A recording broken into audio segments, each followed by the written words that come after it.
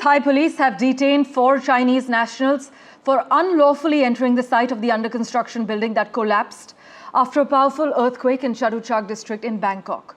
So as per our sources, 4 Chinese men linked to a contractor were caught taking about 32 files from the Chatuchak disaster site. They were spotted by the media. They were later stopped by the police. This is what we know so far, thanks to my colleague Vishal Vivek. Meanwhile, I must inform you, the World Health Organization has declared the Myanmar earthquake a top-level emergency as it has killed over 1,600 people, urgently requesting $8 million to save lives and also avoid disease epidemics in the coming 30 days. To get in the latest from Bangkok, let's go across to my colleague Vishal Vivek, who joins us live from there at the moment. Vishal, tell us more about this China connection that's emerged in the Bangkok skyscraper collapse, and do we know whether a legal case is being pursued?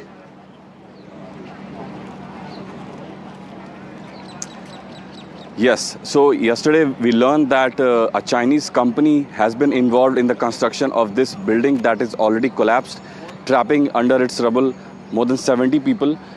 It's a joint venture between a Thai company, an Italian company, and a state-owned Chinese company.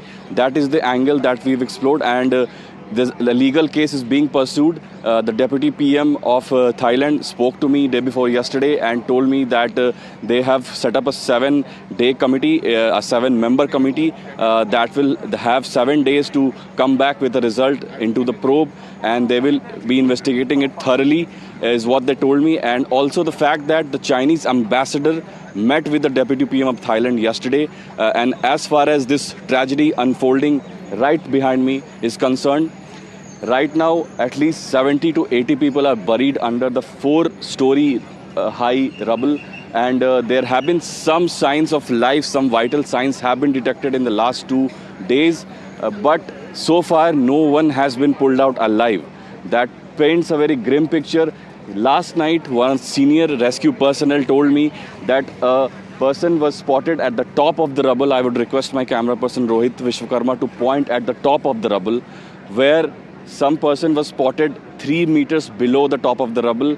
They had used the latest technology through which they could detect that person, but he or she has not so far been pulled out. The authorities had been using all kinds of equipment to dig through from the top, and they have been using these cranes to pick at that rubble every now and then. They have at least 15 to 16 cranes parked here at any point in time, and you can see that this whole area is surrounded by foreign media, volunteers. Volunteers particularly have been really helpful in this situation because this whole area is cordoned off. It's a market area, but there are no shops open.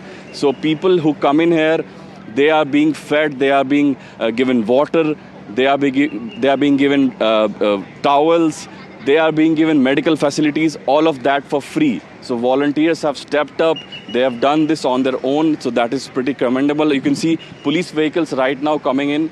There's a heavy deployment of police here. So that raises the question as to how did the 4 Chinese nationals manage to get inside this place when you have seen yourself that there's such a high security area.